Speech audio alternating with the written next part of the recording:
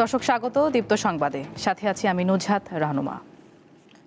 ইরানের বিরুদ্ধে চলমান সামরিক অভিযান সর্বোচ্চ 4 সপ্তাহ স্থায়ী হতে পারে বলে জানিয়েছেন যুক্তরাষ্ট্রের প্রেসিডেন্ট ডোনাল্ড ট্রাম্প। ব্রিটিশ সংবাদ মাধ্যম ডেইলি মেইলকে দেয়া এক সাক্ষাৎকারে তিনি কথা বলেন। এদিকে ইরানের রাজধানী তেহরানে সোমবার ভোরেও এক দফা বিমান হামলা চালিয়েছে ইসরায়েলি বাহিনী। এছাড়া তেহরানের গান্ধী হাসপাতালেও ক্ষেপণাস্ত্র হামলা হয়েছে। আইআরজিসির সদর দপ্তর ধ্বংস করা হয়েছে বলে ঘোষণা করেছে মার্কিন সামরিক বাহিনী। অন্যদিকে ইরানের দক্ষিণাঞ্চলীয় হরমুজগান প্রদেশে বিদ্যালয়ে চালানো হামলায় নিহতের সংখ্যা বেড়ে 180 জনে দাঁড়িয়েছে। নিহতদের মধ্যে সবাই শিশু। এতে করে দেশটিতে ইসরায়েল ও যুক্তরাষ্ট্রের যৌথ হামলায় নিহতের সংখ্যা 200-এর বেশি দাঁড়িয়েছে। জবাবে ইসরায়েলের পশ্চিম জেরুজালেমে হামলার দাবি করেছে ইরান। এছাড়া ইরাকের মার্কিন সামরিক ঘাঁটি ভিক্টোরিয়া বেসে ড্রোন হামলার খবর পাওয়া গেছে এবং ইরানের হামলায় ইসরায়েলে অন্তত 11 জন নিহত হয়েছে।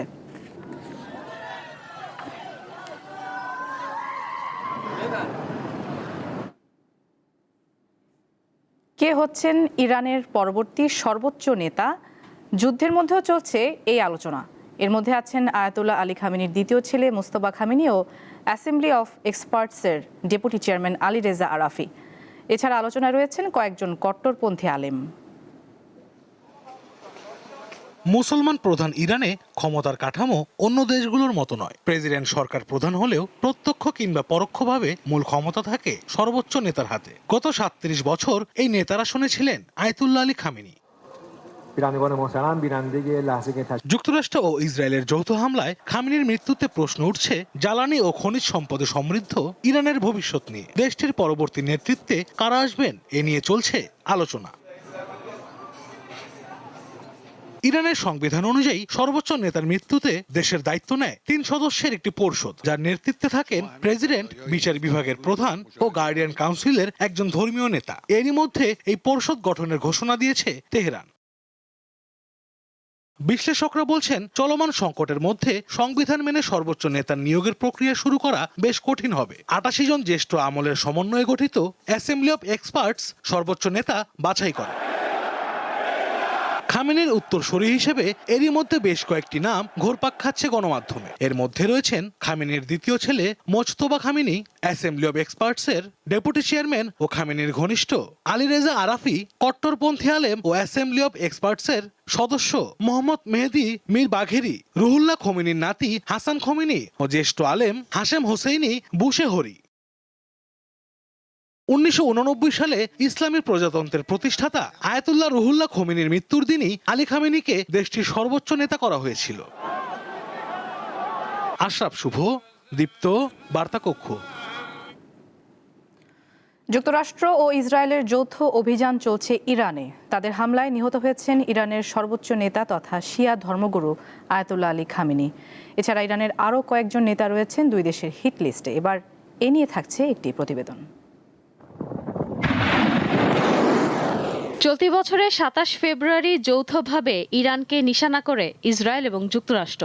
ওই দিন ভোরে সাবেক পারস্য দেশের রাজধানী তেহরান সহ একাধিক শহরে আছড়ে পড়ে তাদের ছোড়া একাধিক ক্ষেপণাস্ত্র ও ড্রোন। ইহুদিরা এই অভিযানের নাম রেখেছে অপারেশন লায়ন্স রোর বা সিংহের গর্জন। আর যুক্তরাষ্ট্রের আক্রমণের পোশাকি নাম অপারেশন এপিক ফিউরি বা মহাকাব্যিক ক্রোধ। এরই মধ্যে ইরানের সর্বোচ্চ নেতার মৃতদেহের ছবি দেখানো হয়েছে যুক্তরাষ্ট্রের প্রেসিডেন্ট ডোনাল্ড ট্রাম্পকে। তারপরই তেহরানে ইসলামীয় প্রজাতন্ত্রের পতন শুধু সময়ের অপেক্ষা বলে চলছে জল্পনা। যদিও প্রতিরক্ষা বিশ্লেষকদের দাবি, সেটা করতে হলে পারস্য উপসাগরের কোলের দেশটিতে ক্ষমতায় শীর্ষে থাকা অন্তত 10 জন নেতাকে সরাতে হবে ইহুদি ও আমেরিকানদের। এই ব্যাপারে একটি বিস্তারিত প্রতিবেদন প্রকাশ করেছে জেরুজালেম পোস্ট। ইহুদি সংবাদ মাধ্যমটির দাবি, ইরানে ক্ষমতার ভরকেন্দ্র যে 10 নেতার মধ্যে ঘুরপাক খাচ্ছে তাদের মধ্যে 5 জনকে হত্যা করা গেছে। বাকিদেরও শেষ করতে মোসাদ যে মরিয়া চেষ্টা চালাচ্ছে তাতে কোনো সন্দেহ নেই। শুধু তাই নয়, ইসরায়েলি গুপ্তচর সংস্থার হিট লিস্টে আছে তেহরানের 1 ডজন সেনা কমান্ডার। বিশেষজ্ঞদের দাবি, ইরানের উপর সম্পূর্ণ নিয়ন্ত্রণ পেতে ইহুদি ও মার্কিন সেনাকে পরবর্তী ধাপে সরাতে হবে মাসুদ পেজেশকিয়ানকে। 27 তারিখের অভিযানে তাকেও পৃথিবী থেকে সরিয়ে দেওয়ার মরিয়া চেষ্টা করেছিল ইসরায়েল এবং যুক্তরাষ্ট্রের যৌথ বাহিনী। আপাতত প্রাণে বেঁচে গেছেন তিনি। দ্বিতীয় শক্তিশালী নেতা হলেন মোহাম্মদ বাঘের কালিবাফ। ইরানি পার্লামেন্ট মজলিসের অধ্যক্ষ বা স্পিকার পদে রয়েছেন তিনি। পাশাপাশি যুদ্ধকালীন পরিস্থিতিতে শিয়া ফৌজের কমান্ডারদের ডেপুটি হিসেবে কাজ করার অভিজ্ঞতা রয়েছে তার। এই তালিকায় নাম রয়েছে ইরানের সুপ্রিম ন্যাশনাল সিকিউরিটি কাউন্সিলের সচিব আলী লারিজানির। তাকে তেহরানের বিদেশ নীতির শেষ কথা বলা যেতে পারে। ইসরায়েল এবং মার্কিন সেনার জন্য সবচেয়ে বড় কাঁটা হতে পারেন খামেনির পুত্র মুস্তফা। ইরানের রাজনীতিতে প্রকাশ্যে খুব একটা দেখা যায় না তাকে। জানা যায় গুপ্তস্থান থেকে আইআরজিসিকে নিয়ন্ত্রণ করেন তিনি। এছাড়াও আব্বাস আরাকচি এবং সাদেক লারিজানিও লক্ষ্য হিসেবে রয়েছেন। বর্তমানে ইরানের পররাষ্ট্রমন্ত্রীর পদে রয়েছেন আব্বাস আরাকচি। অন্যদিকে এক্সপিডিয়েন্সি ডিসকার্নমেন্ট কাউন্সিলের প্রধানের দায়িত্বভার সামলাচ্ছেন লারিজানি। এক দশকের বেশি সময় ধরে ইরানের নিরাপত্তা ও পরমাণু বিষয়ক সর্বোচ্চ নেতার সিনিয়র উপদেষ্টা পদে ছিলেন আলী শামখানি। বেশ কিছুদিন আইআরজিসির নৌবাহিনীর কমান্ডার হিসেবেও কাজ করেন তিনি। গত বছরের জুনে ইসরায়েলের বিরুদ্ধে যুদ্ধ চলাকালীন তিনি মারা গিয়েছেন বলে খবর ছড়িয়ে পড়ে। কিন্তু লড়াই থামতেই গোপন ডেরা থেকে বেরিয়ে এসে সবাইকে চমকে দেন শামখানি। রয়টার্সের প্রতিবেদন অনুযায়ী সিআইএর তালিকায় আছে আরও বেশ কয়েকটি নাম। তাছাড়া মার্কিন গোয়েন্দারা মনে করেন অচিরেই খামেনির জায়গা নেবেন অন্য কেউ। সেই দিকেই ধাপে ধাপে এগোচ্ছে তেহরান।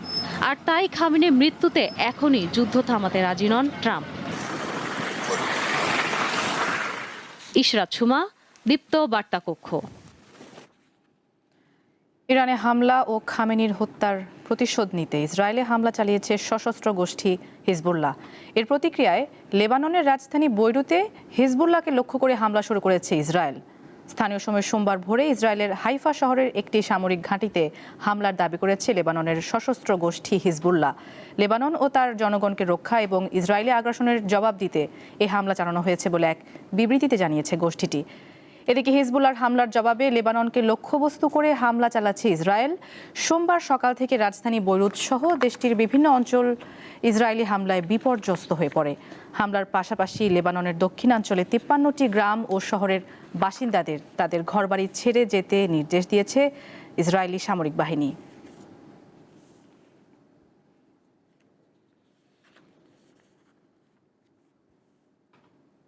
যুক্তরাষ্ট্র ও ইসরায়েলের যৌথ হামলার পর হরমুজ প্রণালী দিয়ে জাহাজ চলাচল কার্যত বন্ধ রয়েছে। গুরুত্বপূর্ণ এই জলপথ বন্ধের পদক্ষেপ বৈশ্বিক তেলের দামের উপর মারাত্মক প্রভাব ফেলতে পারে বলে ধারণা করছেন বিশ্লেষকরা। সবচেয়ে বেশি ক্ষতির সম্মুখীন হবে আরব ও এশীয় দেশগুলো। শনিবার যুক্তরাষ্ট্র ও ইসরায়েলের যৌথ হামলা এবং সর্বোচ্চ নেতা আয়াতুল্লাহ আলী খামেনির হত্যার জবাবে তেল পরিবহনের অন্যতম গুরুত্বপূর্ণ সামুদ্রিক পথ হরমুজ প্রণালী বন্ধ করে দিয়েছে ইরান। হরমুজ প্রণালী পারস্য উপসাগরে যাওয়ার একমাত্র পথ। এর এক পাশে ইরান, অন্য পাশে ওমান ও সংযুক্ত আরব আমিরাত। সরু সামুদ্রিক এই পথটি ওমান উপসাগর এবং আরব সাগরকে যুক্ত করেছে। উপসাগরীয় অঞ্চলের উৎপাদনকারীদের জন্য তেল রপ্তানির পথ হল হরমুজ প্রণালী। এই পথ দিয়েই বিশ্বের বিভিন্ন জায়গায় তেল পাঠায় সৌদি আরব, ইরান, ইরাক, সংযুক্ত আরব আমিরাত।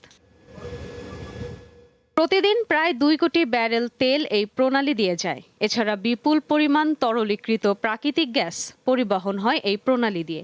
এটি বন্ধের পর বৈশ্বিক তেলের দামের ওপর মারাত্মক প্রভাব পড়বে বলছেন বিশ্লেষকেরা।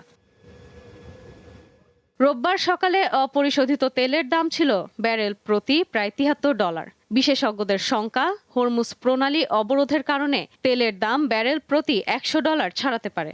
এতে এশিয়া, ইউরোপ ও যুক্তরাষ্ট্রে জ্বালানি সংক্রান্ত শিল্প ও পরিবহন খাতে বড় ধরনের প্রভাব পড়বে। বিশ্লেষক সংস্থা ভোরটেক্সার গবেষণায় দেখা গেছে এই প্রণালী ব্যবহার করে যে দেশগুলো অপরিশোধিত তেল আমদানি করে তাদের মধ্যে শীর্ষস্থানীয় হলো চীন, ভারত, জাপান এবং দক্ষিণ কোরিয়া। এই পরিস্থিতিতে হরমুজ প্রণালী বন্ধ হলে আরব ও এশীয় দেশগুলো যুক্তরাষ্ট্র বা ইউরোপীয় শক্তির চেয়ে বেশি পরিমাণে ক্ষতির মুখে পড়বে। এদিকে হরমুজ প্রণালীতে পালাউয়ের পতাকাবাহী স্কাইলাইট নামের একটি তেলবাহী ট্যাঙ্কারে হামলার ঘটনা ঘটেছে। এতে 4 জন আহত হয়েছে বলে জানিয়েছে ওমানের সমুদ্র বিষয়ক নিরাপত্তা কেন্দ্র। এছাড়া হরমুজ প্রণালীর উভয় পাশে আটকা পড়েছে বহু জাহাজ। ইশরাত সুমা, দীপ্ত বার্তা কক্ষ। ইরানের ওপর চালানো যুক্তরাষ্ট্র ও ইসরায়েলের আগ্রাসনের পরপরই মধ্যপ্রাচ্যে বিরাজ করছে অস্থির পরিস্থিতি। এমন অবস্থায় মধ্যপ্রাচ্যের দেশগুলো তাদের আকাশ সীমানা বন্ধ করে দিয়েছে। এর সরাসরি প্রভাব পড়েছে ঢাকার হজরত শাহজালাল আন্তর্জাতিক বিমানবন্দরে। এখন পর্যন্ত 74টি ফ্লাইট বাতিল করা হয়েছে বলে জানিয়েছে বিমানবন্দর কর্তৃপক্ষ। এর ফলে ভোগান্তিতে পড়েছেন বহু মানুষ। ফ্লাইট নিয়ে সঠিক তথ্য পাচ্ছেন না অনেকে, রয়েছে এমন অভিযোগও। জানা যায়, শাহজালাল বিমানবন্দরে 28 ফেব্রুয়ারি থেকে 2 মার্চ পর্যন্ত 3 দিনে মোট 74টি ফ্লাইট বাতিল করেছে বিভিন্ন এয়ারলাইন্স। এর মধ্যে গত 28 ফেব্রুয়ারি 23টি ফ্লাইট বাতিল হয়। এগুলোর মধ্যে রয়েছে এমিরেটসের একটি, গালফ এয়ারের একটি, ফ্লাই দুবাইয়ের একটি, এয়ার আরাবিয়ার 3টি, ইউএস বাংলা এয়ারলাইন্সের 6টি এবং বিমান বাংলাদেশ এয়ারলাইন্সের 11টি। পরদিন 1 মার্চ বাতিল করা হয় 40টি ফ্লাইট। এর মধ্যে জাজিরা এয়ারওয়েজের 2টি, এমিরেটস এয়ারলাইন্সের 5টি, গালফ এয়ারের 2টি, ফ্লাই দুবাইয়ের 4টি, কাতার এয়ারওয়েজের 2টি, সালাম এয়ারের 2টি, এয়ার আরাবিয়ার 8টি, কুয়েত এয়ারওয়েজের 2টি, ইউএস বাংলা এয়ারলাইন্সের 4টি এবং বিমানের 9টি। সোমবার 11টি ফ্লাইট বাতিল করার আগাম ঘোষণা দেওয়া হয়েছে। তার মধ্যে রয়েছে কাতার এয়ারওয়েজের 4টি, এমিরেটস এয়ারলাইন্সের 5টি এবং গালফ এয়ারের 2টি ফ্লাইট।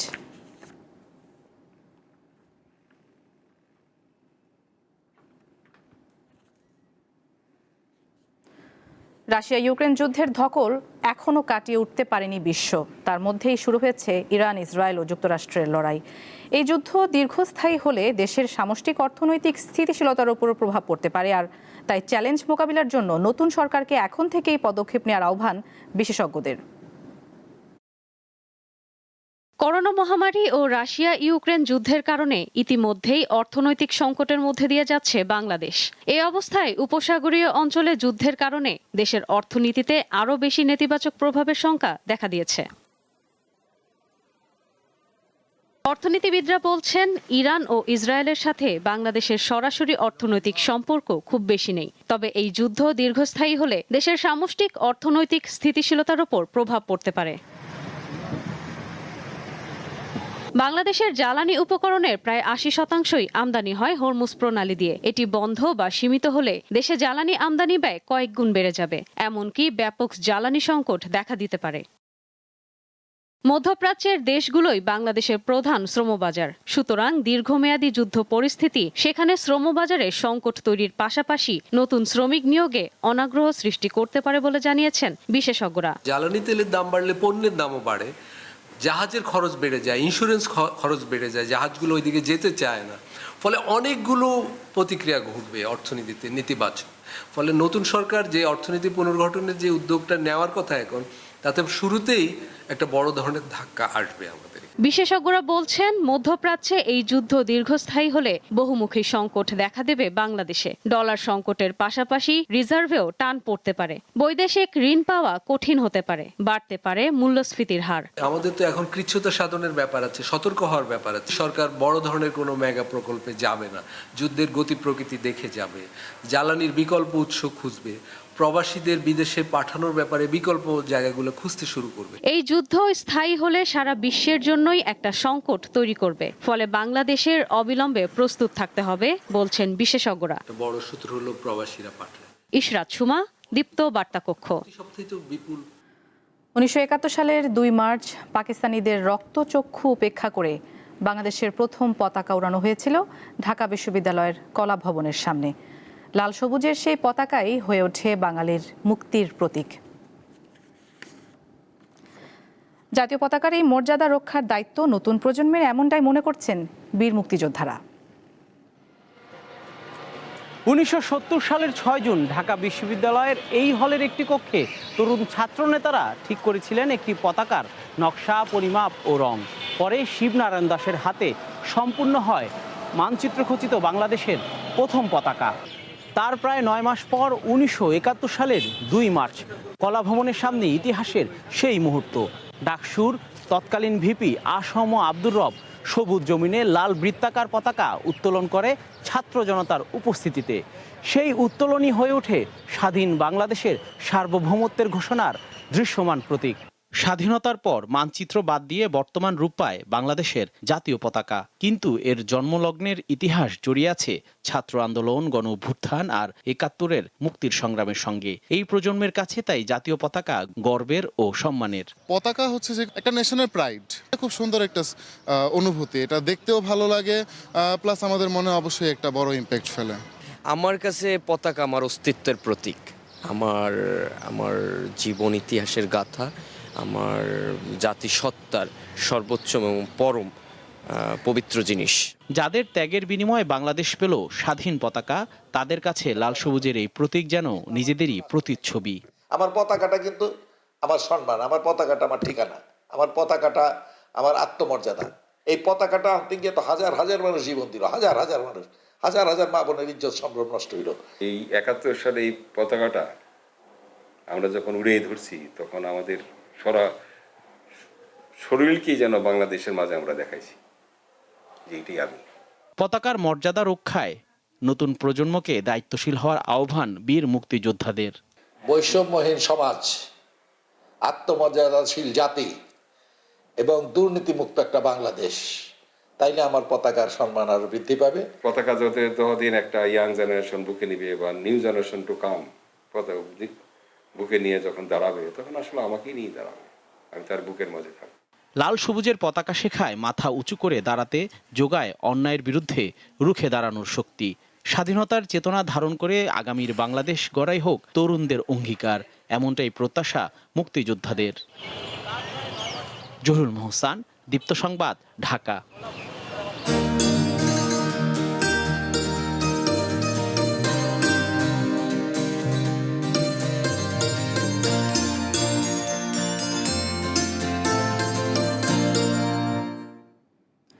এবারে অমর একুশে বইমেলা প্রসঙ্গ।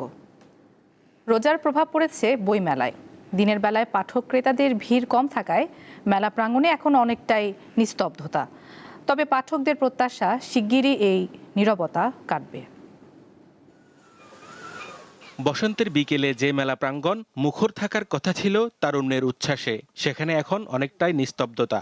সময়টা যেহেতু রমজান, তাই এর প্রভাবও স্পষ্ট অমর একুশে বইমেলায়। সোহরাওয়ার্দী উদ্যান কিংবা বাংলা একাডেমি চত্বর, কোথাও নেই সেই পরিচিত ভিড়। প্রতি বছর মেলা শুরু হয় ১ ফেব্রুয়ারি, তবে এবার নানা সমীকরণে সময় বদলেছে। স্টলে স্টলে থরে থরে সাজানো নতুন বই, কিন্তু পাঠকের চেয়ে যেন বিক্রয়কর্মীদের সংখ্যাই বেশি। সন্ধ্যার পর মেলা প্রাঙ্গণে কিছুটা প্রাণ এলেও তা উৎসবে রূপ নিতে পারছে না। গত শুক্রবার এবং গতকালকে শনিবার যে ধরনের চাপ আশা করেছিলাম, সেই ধরনের কিন্তু পাঠকের চাপ মেলাতে ছিল না। সরকার যদি ঈদের পরেও আরও 15 দিন এই মেলাটাকে দীর্ঘায়িত করে দেয়, তাহলে হয়তো তারা তাদের লস কিছুটা কাভার দিতে পারে। 3 দিন তো, প্রথম দিন তো উদ্বোধনী দিন গেছে, কালকে সন্ধ্যার পরে ভালো বিক্রি হয়েছে, তার আগের দিনও সন্ধ্যার পরে, আজকে ওই সন্ধ্যারই অপেক্ষায় ছিলাম। রমজানের জন্য একটু সমস্যা হচ্ছে দিনের বেলায়, কিন্তু ইফতারের পরে আলহামদুলিল্লাহ ভালোই বই বিক্রি হচ্ছে। তবে নিরাপত্তা সহ সার্বিক পরিবেশ নিয়ে সন্তুষ্ট বইপ্রেমীরা। এবার আগের মতো জাঁকজমকপূর্ণ না হলেও শান্ত পরিবেশে মনে হচ্ছে যে নিরিবিলি একটা অবস্থা, বই কিনতে সুবিধা হবে। যেহেতু রোজার মাসে মেলাটা শুরু হয়েছে, গতবারের তুলনায় এবার খুব কম ভিড় আর কি। রোজার মাস বিধায় সেই উৎসবটা একটু হলেও কম মনে হচ্ছে। গ্রন্থানুরাগীদের আশা দিন গড়ানোর সাথে সাথে মেলা ফিরে পাবে তার চিরচেনা চেহারা। হেদায়েতুল্লাহ সীমান্ত, দীপ্ত সংবাদ, ঢাকা। জানিয়ে দিচ্ছি খেলার খবর। নারী এশিয়ান কাপে বি গ্রুপে নিজেদের প্রথম ম্যাচে আগামীকাল দুপুর 2টায় চীনের মুখোমুখি হবে বাংলাদেশ। প্রথমবারের মতো টুর্নামেন্টে খেলতে আসা আফিদাদের লক্ষ্য শক্তিশালী প্রতিপক্ষের বিরুদ্ধে ভালো খেলা। সাফের রানীরা এখন এশিয়ার শ্রেষ্ঠত্বের মঞ্চে, একেবারেই ভিন্ন কন্ডিশন, প্রতিপক্ষ বেশ শক্তিশালী, কিন্তু মনে থাকা সাহস আর আত্মবিশ্বাসকে একমাত্র পুঁজি করে অজিদের দেশে টুর্নামেন্টে বর্তমান চ্যাম্পিয়নদের মোকাবেলা করতে হবে বাংলাদেশ দলকে। প্রত্যাশা অনেক, সেই সাথে বাস্তবতাও বুঝতে হবে। শক্তিশালী প্রতিপক্ষের সাথে 90 মিনিট খেলতে হবে। মেয়েদের শুধু একটা কথাই বলেছি, মনোবল হারানো যাবে না। গেল আসরে শিরোপা জয়ের পাশাপাশি আরো 8 বার টুর্নামেন্টে ট্রফি জিতেছে চীন। তাতেই আজ করা যায় কতটা শক্তিশালী দলটি। তাই বলে বাংলাদেশকে হালকাভাবে নিচ্ছে না চীনারা। স্পষ্ট ভাষায় কোচ জানান বেশ চাপে রয়েছেন তারা। আমরা বর্তমান চ্যাম্পিয়ন, প্রথম ম্যাচটাই খেলবো বাংলাদেশের সাথে। এটাই আমাদের জন্য চাপের বিষয়। ওদের খেলা দেখেছি, দারুণ ফুটবলার আছে। আমি মনে করি না তাদের কোনো বাড়তি চাপ আছে। ফিফা র্যাঙ্কিং এ চীনের অবস্থান 17 আর বাংলাদেশ আছে 112 নম্বরে। মাঠের ফলাফলও পার্থক্যটা যে চোখে পড়বে তা সবারই জানা। প্রতিপক্ষ বিবেচনায় এশিয়ান কাপের প্রতিটি ম্যাচই বাংলাদেশের জন্য অগ্নি পরীক্ষা, তা বেশ ভালো করে জানা আফ্রিদাদের। হাল ছাড়তে রাজি নয় তারা খুব ভালো করে জানেন তাদের নিয়ে কোটি বাঙালি রয়েছে আকাশচুম্বী প্রত্যাশা। Mohammad Hasib, Deepto sports, comeback stadium, Sydney, Australia. Asian কাপে বাংলাদেশ নারী দলের জন্য শুভকামনা জানিয়েছেন বাফুফের সভাপতি তাবিথ আওয়াল।